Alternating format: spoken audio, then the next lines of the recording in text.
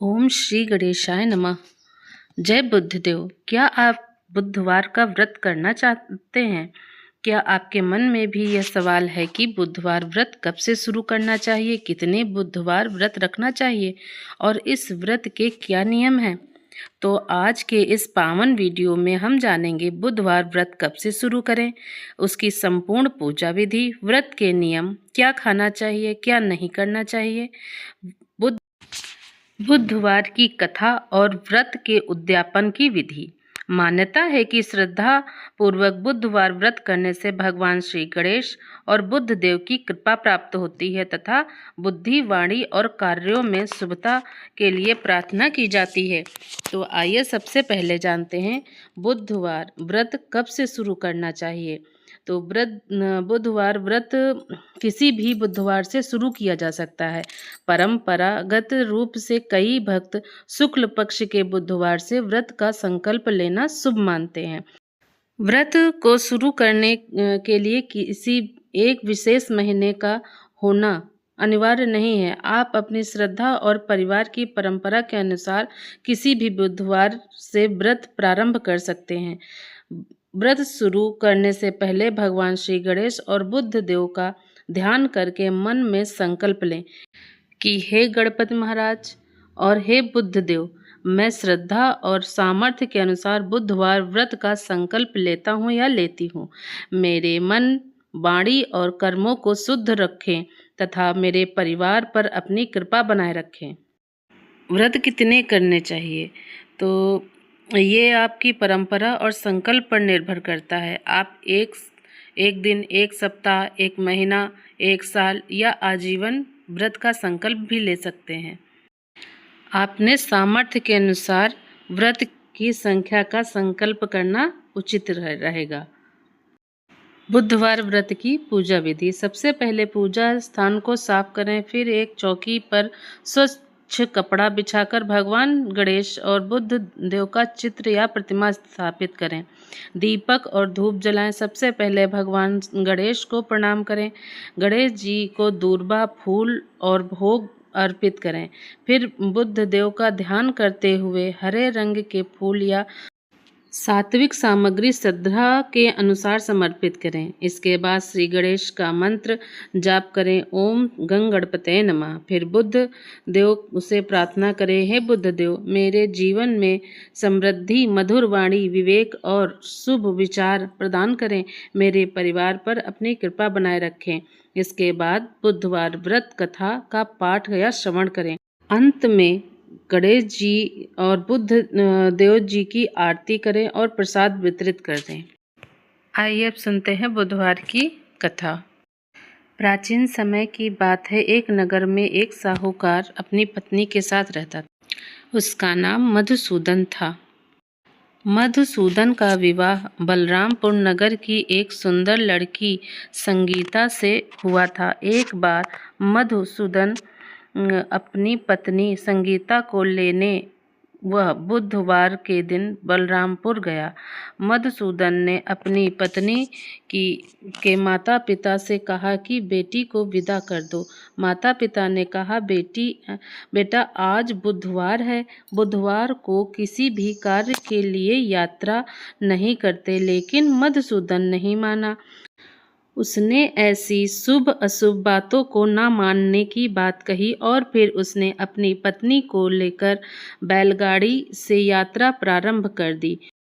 2 कोस यात्रा करने के बाद उसकी गाड़ी का एक पहिया टूट गया और वहां से दोनों ने पैदल ही यात्रा को शुरू किया। रास्ते में संगीता को प्यास लगी। मधुसूदन उसे एक पेड़ के नीचे बैठाकर जल लेने चला गया। थोड़ी देर बाद जब मधुसूदन कहीं से जल लेकर वापस आया तो वह बहुत हैरान हो गया, क्योंकि उसकी पत्नी के पास उसकी ही शकल सूरत का एक और दूसरा व्यक्ति बैठा था। संगीता भी मधुसूदन को देखकर हैरान रह गई।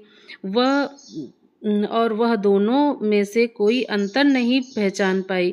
मधुसूदन ने इस व्यक्ति से कहा, तुम कौन हो और मेरी पत्नी के पास क्यों बैठे हो? मधुसूदन की बात सुनकर उस व्यक्ति ने कहा कि अरे भाई, यह मेरी पत्नी संगीता है। मैं अपनी पत्नी को ससुराल से विदा करके लाया हूँ, लेकिन तुम कौन हो जो मुझसे ऐसा प्रश्न कर रहे हो?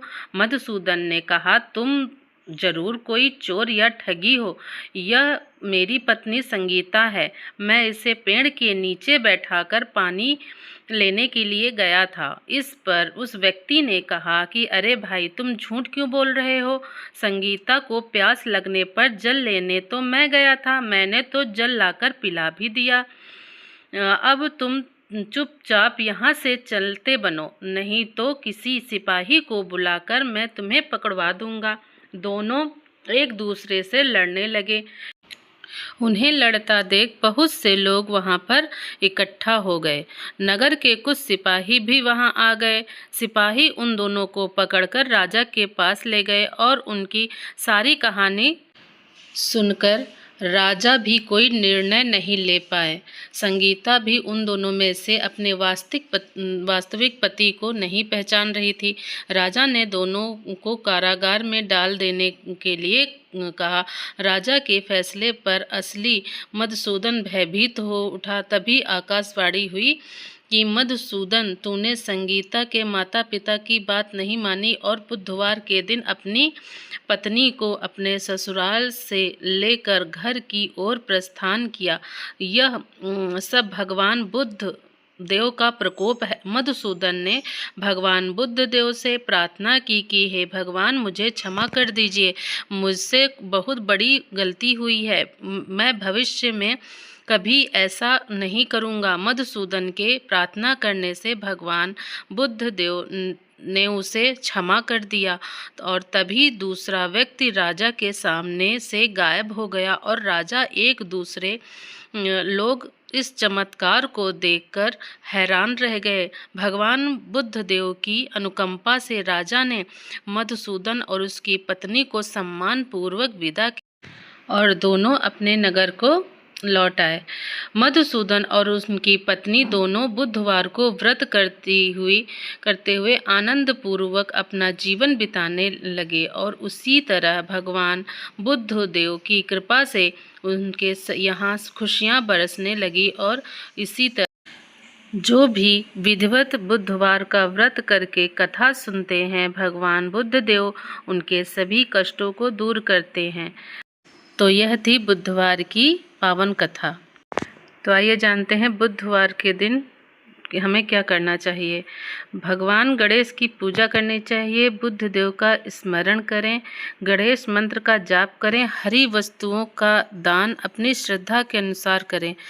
जरूरतमंद व्यक्ति की सहायता करें। मीठी और मधुर वाणी बोलें। माता पिता और बड़ों का सम्मान करें। सात्विक विचार रखें। बुधवार के व्रत का उद्यापन कैसे करना चाहिए? जब आपके संकल्प के अनुसार बुधवार के व्रत पूरे हो जाएं, तब श्रद्धा से उद्यापन किया जा सकता है। उस दिन सुबह स्नान करके घर और पूजा स्थान की सफाई करें। भगवान गणेश और बुद्ध देव की विधिवत पूजा करें। दीपक जलाएं, फूल और मिठाई का भोग लगाएं और कथा का पाठ करें। इसके बाद अपनी सामर्थ्य के अनुसार दान दक्षिणा और भोज करवाएं। किसी जरूरतमंद व्यक्ति को भोजन, वस्त्र और उपयोगी वस्तु देना भी श्रद्धा के अनुसार किया जा सकता है। अंत में भगवान से प्रार्थना करें कि हे गणपति महाराज, हे बुद्ध देव, मेरे व्रत में हुई सभी भूलों को क्षमा करें। मेरे परिवार पर अपनी कृपा बनाए रखें और सभी को समृद्धि, सुख, शांति और मंगल प्रदान करें। तो भक्तों, यह थी बुधवार व्रत की संपूर्ण जानकारी। व्रत कब शुरू करें, व्रत के नियम, पूजा विधि, कथा और उद्यापन विधि। यदि आपको यह जानकारी अच्छी लगी हो तो वीडियो को लाइक करें और भगवान गणेश के भक्तों के साथ शेयर जरूर करें। ऐसी ही भक्ति में कथाओं, व्रतों और पूजा विधियों के लिए हमारे चैनल भक्ति सार को सब्सक्राइब करें और घंटी का बटन दबाना ना भूलें। कमेंट में श्रद्धा से लिखें, ओम गणपते नमः। गणपति बप्पा मोरया। बुद्ध देव महाराज की जय।